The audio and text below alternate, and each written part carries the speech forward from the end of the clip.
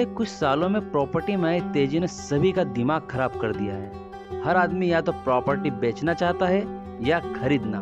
और अगर प्रॉपर्टी बीच बाजार में है तो फिर आपने एक बार अब कहा कि मकान बेचना है, चारों तरफ दलालों की बाढ़ सी आ जाती है। हर दलाल आपको बेस्ट प्राइस दिलाना चाहता है। चांदनी चौक में रह रही एक मिडिल फैमिली को अपनी आर्थिक स्थिति सुधारने के लिए अपना पुराना घर बेचना पड़ रहा है। घर के बुजुर्ग दादाजी, जिनकी बचपन की यादें इस घर से जुड़ी हुई है, वह घर बेचने का विरोध करते हैं, लेकिन उनके चारों बेटों में से कोई भी उनकी बात सुनने को तैयार नहीं है, क्योंकि सभी का मानना है कि अभी प्रॉपर्टी मार्केट बूम पर है, इस घर की बेस्ट प्राइस अभी मिल सकती है। ऐसा लग रहा है कि लोग घर को बेचकर सारी दुनिया की खुशियां खरीद लेना चाहते हैं, लेकिन घर के बुजुर्ग दादाजी का क्या, जो अपने पुश्तैनी घर में अपने जीवन की अंतिम सांस लेना चाहते हैं। इस तरह से दादाजी की सांसें और प्रॉपर्टी वैल्यू में एक गहरा नाता सा बन गया है। अक्सर समय के साथ ऊंचे नीचे होते रहते हैं, लेकिन घर के 15-20 सदस्यों की मौज मस्ती में सब बैलेंस हो जाता है। घर में 4 बेटे और 4 बहुएं और चारों भाइयों के मिलाकर 10 छोटे बड़े बच्चे हैं। पड़ोस और रिश्तेदारों का भी यहाँ पर आना जाना लगा रहता है। हर दिन एक त्योहार सा लगता है। चारों भाई इस बात पर विचार कर रहे हैं कि जिस मकान की कीमत मुश्किल से 1-1.5 करोड़ थी, पिछले 3 साल में बढ़कर आज 4.5 करोड़ हो गई है। चारों भाइयों में 1-1 करोड़ बांटने के बाद भी 50 लाख ऊपर के निकल रहे हैं। कल को अगर दादाजी नहीं रहे तो इन 50 लाख को दादाजी के क्रियाकर्मों पर अच्छे से खर्च किया जा सकता है। जबकि दूसरी तरफ दादाजी सोच रहे कि उन्होंने अपनी एक बेटी और उसके बाद 2 पोतियों को इस घर से विदा किया है। वह चाहते हैं कि उनकी जिंदगी के कुछ ही पल बचे हैं। एक बार वह खुद अपने आप को इस घर से विदा कर ले, उसके बाद बेटे जो चाहे उस घर के साथ करे।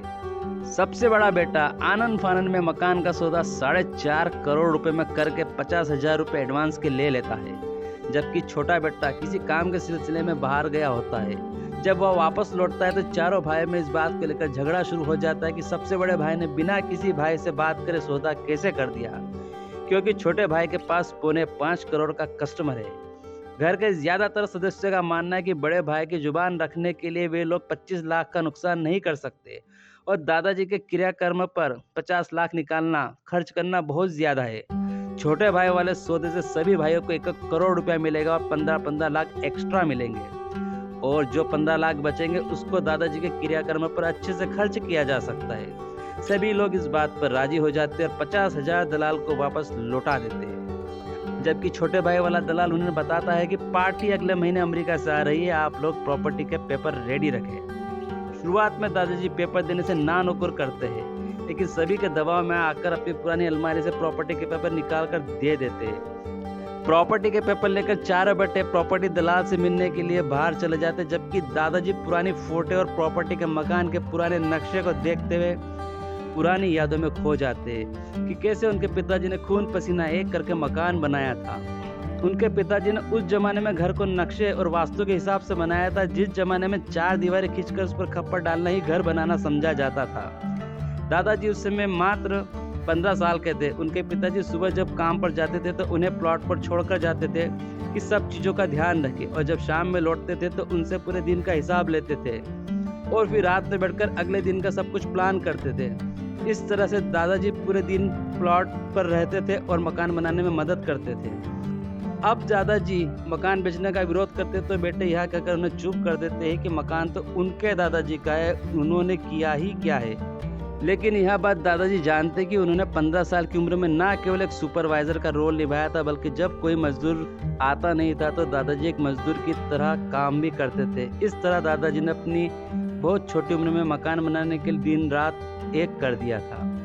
दादाजी अभी अपनी यादों के पिटारे से बाहर निकल भी नहीं पाए थे कि उनके पोते पोते घबराए हुए आए कमरे में और बोले, दादाजी आंगन में एक बड़ा सांप घुस आया है, घर में सभी यहाँ भाग रहे हैं। दादाजी फौरन अपने एक दोस्त को फोन करके बताते कि कोई सांप पकड़ने वाला हो तो घर पर जल्दी भेज।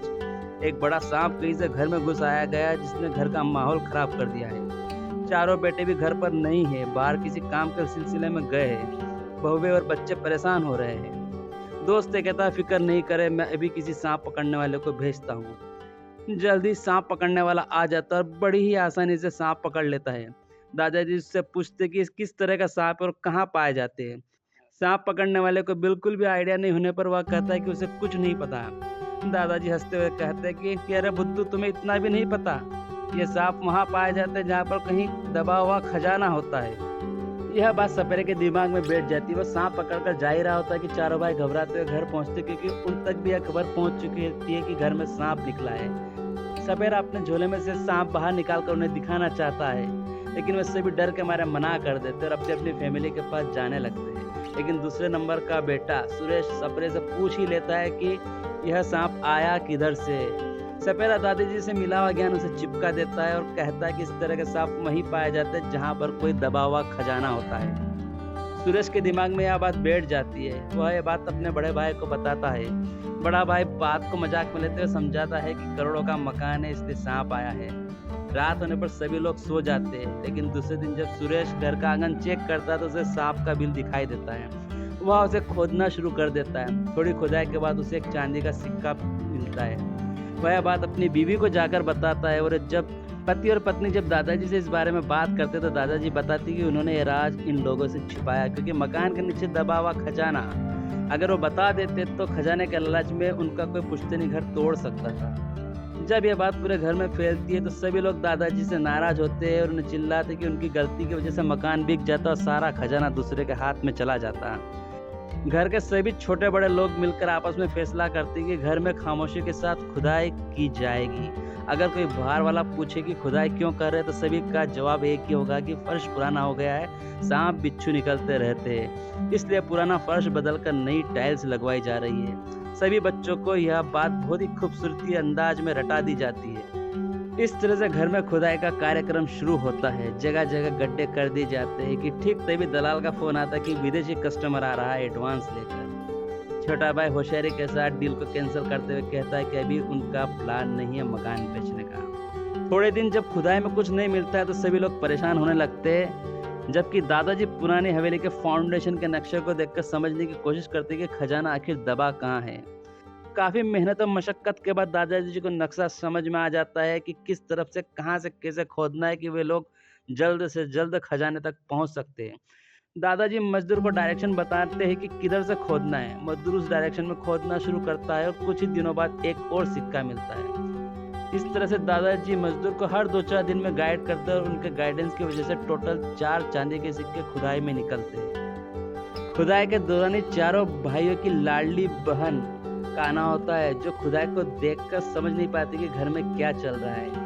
खुदाई को लेकर जब चर्चा होती तो बहन भी खजाने में हक जताने लगती है और अपने पिताजी यानी कि दादाजी से नाराज होती है कि उन्होंने खजाने में उसका हिस्सा क्यों नहीं रखा।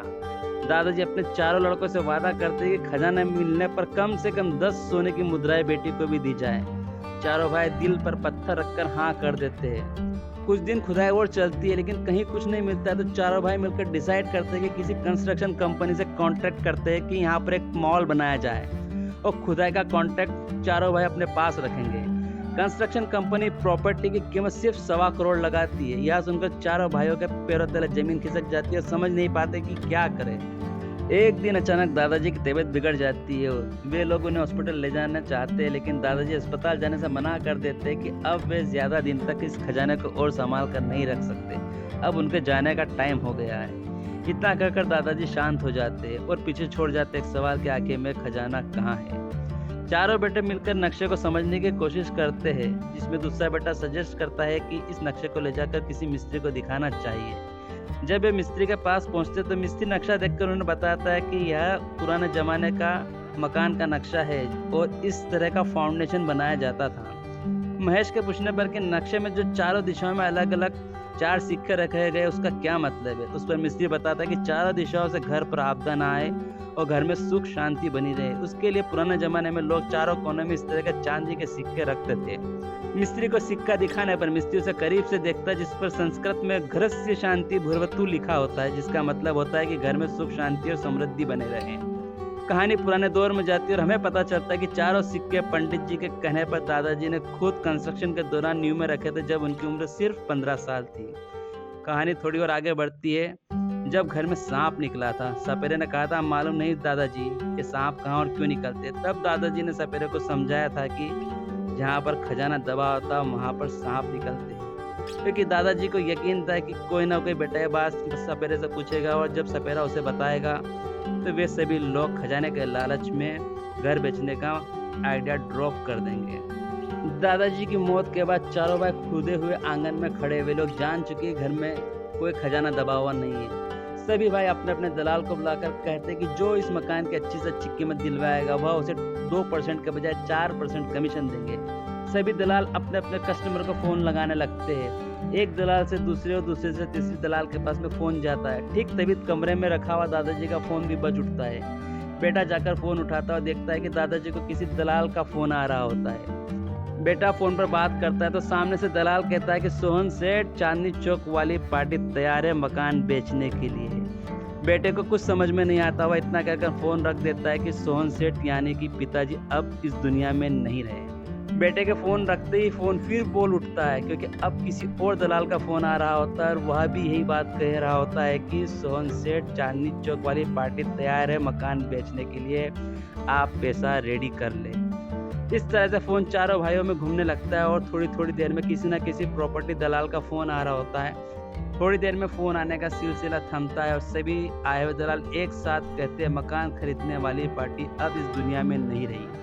सभी दलाल चले जाते हैं, किसी के पास कोई जवाब नहीं होता है कि तभी फिर से फ़ोन बजता है। इस बार बिंदु बिटिया यानी कि इनकी बहन का फ़ोन आता है। बेटा फ़ोन उठाकर कहता है कि हाँ बहना बोल। उन चारों की बहन फ़ोन पर बताते कि मकान में कोई खजाना नहीं है। पिताजी ने सब इसलिए किया ताकि वो अपने जीवन की अंतिम सांसें अपने ही घर में ले सके। बिंदु आगे कहती कि उसे ना तो सोने की 10 मुद्रा चाहिए और ना ही मकान में कोई हिस्सा चाहिए, पर हाँ अगर वो चारों भाई चाहे तो पिताजी का मकान उसे बेच सकते हैं। जो भी मार्केट वैल्यू होगी करोड़ सवा करोड़, वह उससे 4-5 लाख ज़्यादा ही देगी। इतना कहकर बिंदिया फ़ोन रख देती है और चारों को पता चलता है कि असल कीमत मकान की सिर्फ 1.25 करोड़ के आसपास ही है। उम्मीद है दादाजी का दबाया हुआ खजाना आपको पसंद आई होगी।